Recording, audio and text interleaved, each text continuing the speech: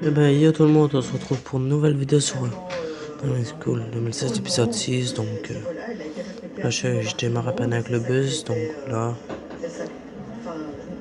c'est dur, voilà. Donc voilà, le v'là, toujours, il a pas changé. Hein, dommage, on peut pas lui mettre plus de chevaux. Enfin, plus de puissance, si je peux me permettre. Donc voilà, allez, c'est parti. Quoi, faire tout le tour de la map. Voilà, comme ça. On va bien s'éclater, je crois. C'est un jour comme les autres. Cette journée est chargée en émotions à Bruxelles National. L'aéroport a repris pleinement ses activités, mais le 22 mars restera à jamais gravé dans les mémoires. Aïe, là, c'est moi qui a fait la couille.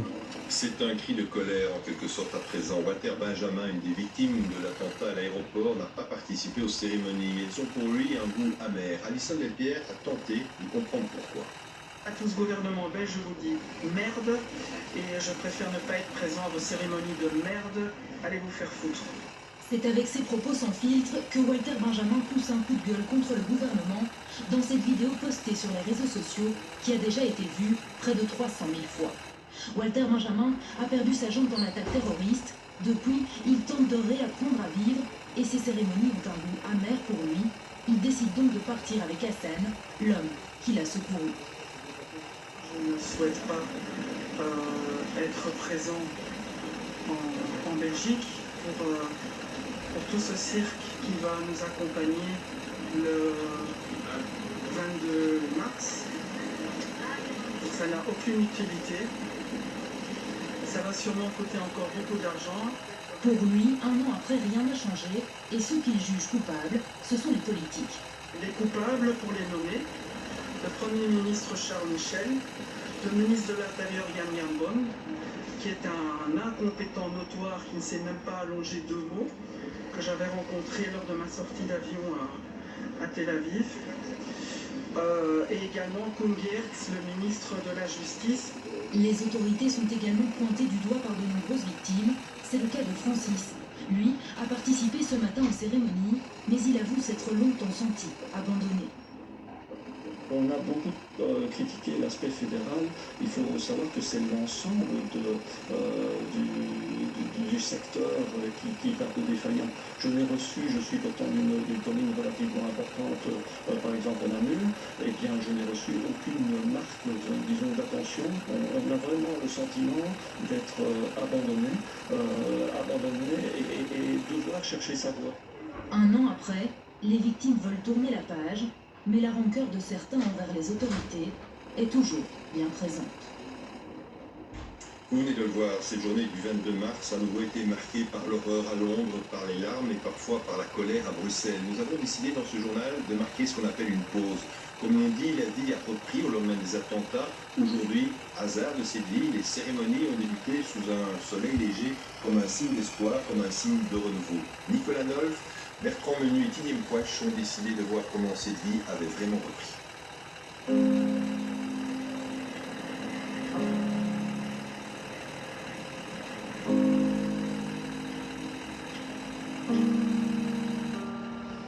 Nous voilà un an plus tard. Nous les victimes directes et collatérales de votre acte ignoble. Nous sommes vivants, nous nous reconstruisons, nous sommes solidaires. Et s'il nous arrive encore de pleurer, c'est en partage avec tant de femmes et d'hommes de toutes origines.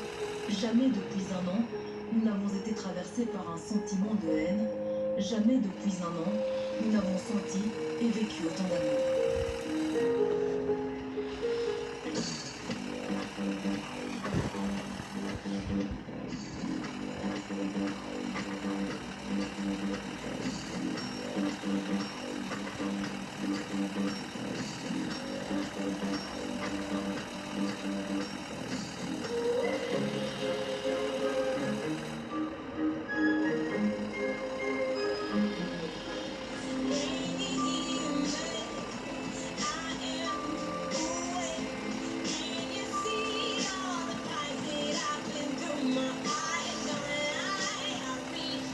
Si l'émotion et les doutes nous atteignent après chaque attentat, c'est la vie qui l'emportera toujours, la vie dans le respect de l'autre et de ses différences, la vie dans l'enrichissement que nous apporte cet autre, la vie tout simplement, essentiellement.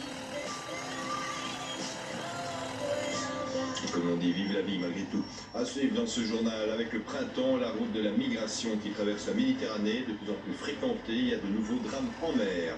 Juste après ce journal, une soirée d'hommage exceptionnelle se déroulera au Cirque Royal. Plus de 200 artistes rendront hommage aux victimes, parmi eux Adamo. Et puis Marco Imos, vous avez vu l'image, s'envole pour la Côte d'Ivoire. Il devient entraîneur de l'équipe nationale ivoirienne. Le retour du beau temps, je vous le disais, ne signifie pas forcément le bonheur. En effet, que le printemps, la route de la migration qui traverse la Méditerranée est de plus en plus fréquentée. Près d'1 millier de migrants ont été secourus au large de la Libye alors qu'ils tentaient le passage. Une fois de plus, certains ont failli mourir. Pascal Boussama. C'est l'image du désespoir. Les passeurs libyens sans scrupules ont poussé ces candidats à traverser pour l'Europe vers le large, sans moteur. À peine arrivés en haute mer, leur embarcation se dérobe sous eux. Sans les sauveteurs, ils seraient condamnés à la noyade. Ces rescapés font partie des 5000 migrants sauvés en mer en 3 jours seulement. Arrivé à Catane ce mardi de l'Aquarius, ce vaisseau d'SOS Méditerranée. À son bord, 946 personnes littéralement ramassées les unes après les autres au cours de 9 opérations de sauvetage successives. Les rescapés sont ici en bonne santé. Un bébé s'est même rajouté dans la nuit à l'équipage. Nous avons eu la naissance d'une petite fille en pleine santé appelée Mercy. Sa mère vient du Nigeria et elle a été en Libye. Elle a quitté son mari et son autre enfant en Libye pour tenter de traverser la mer toute seule. Le retour des beaux jours annonce une reprise des tentatives de rejoindre l'Europe par la mer, avec une intensité inédite selon l'ONU.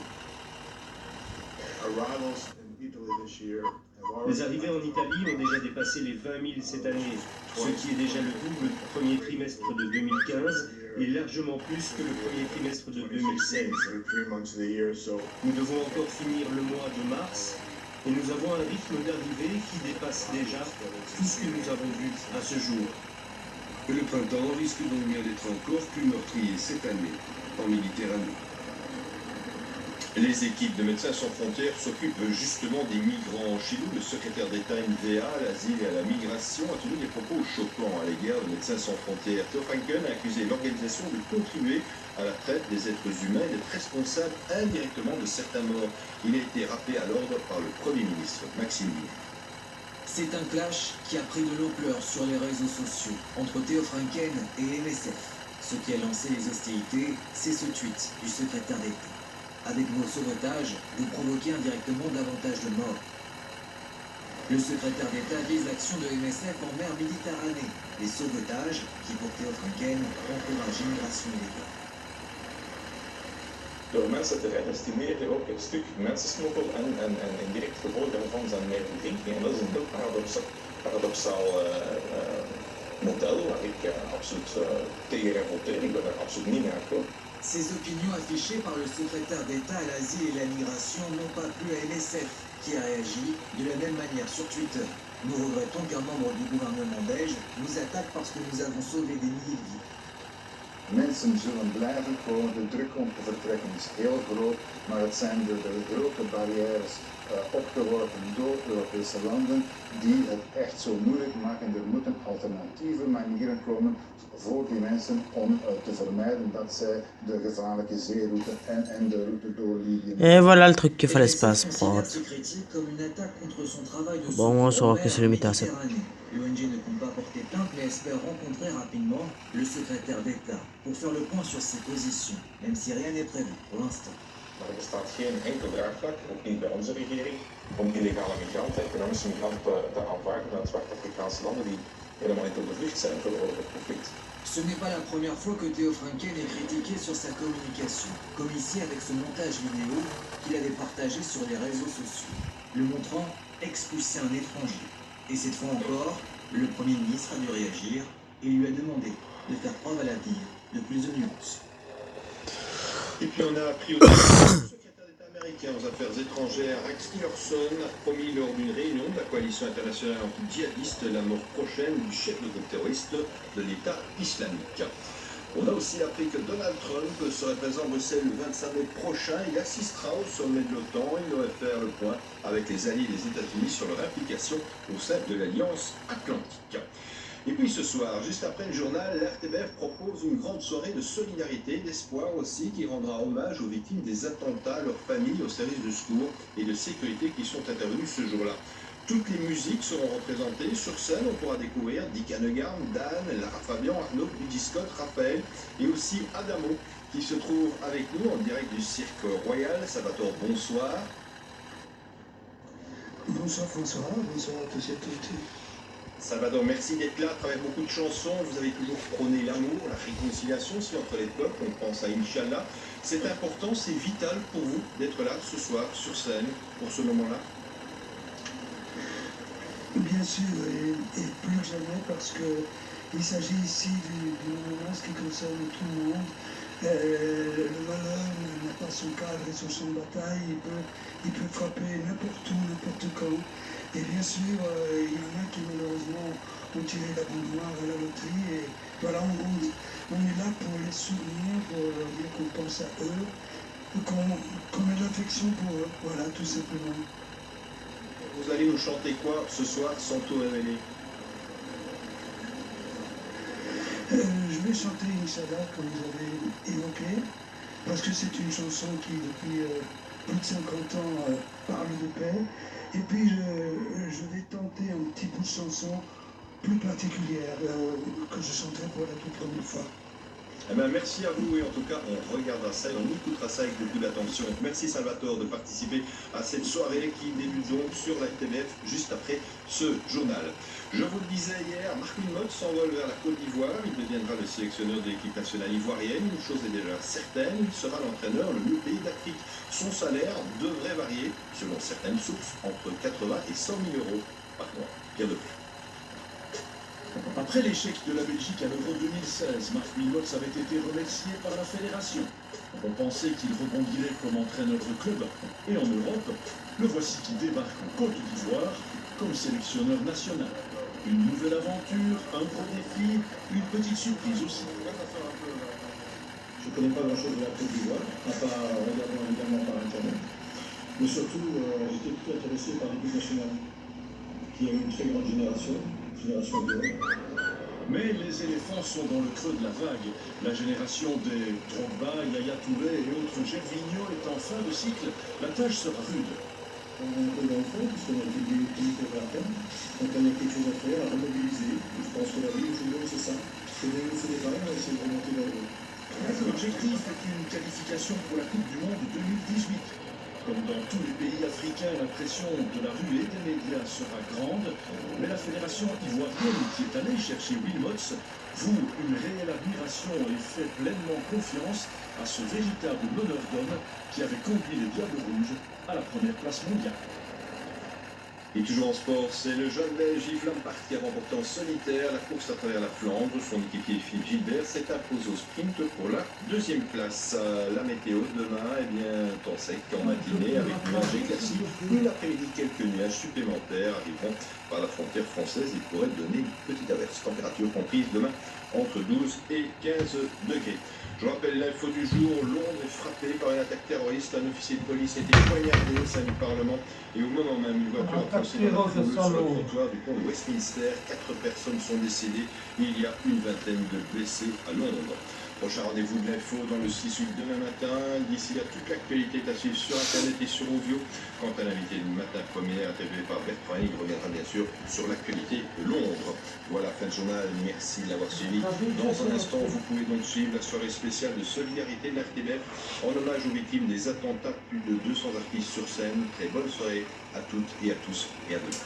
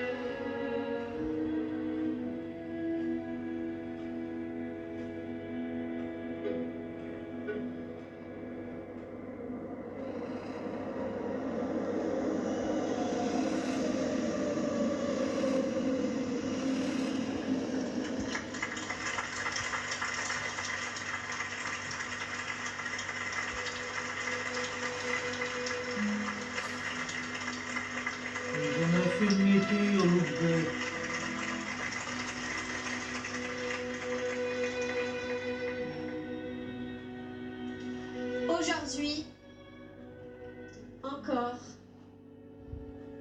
quelque chose de terrible s'est passé. Il y a un an, quelque chose de terrible s'est passé. Ma maman était triste. Mon papa est venu chercher la voiture. On n'a pas été chez ma mamie. Mon école était fermée toute la journée. Ce jour-là, c'était le 22 mars. On a eu très C'est peur, bien. À la on a prochaine. été en colère, et puis...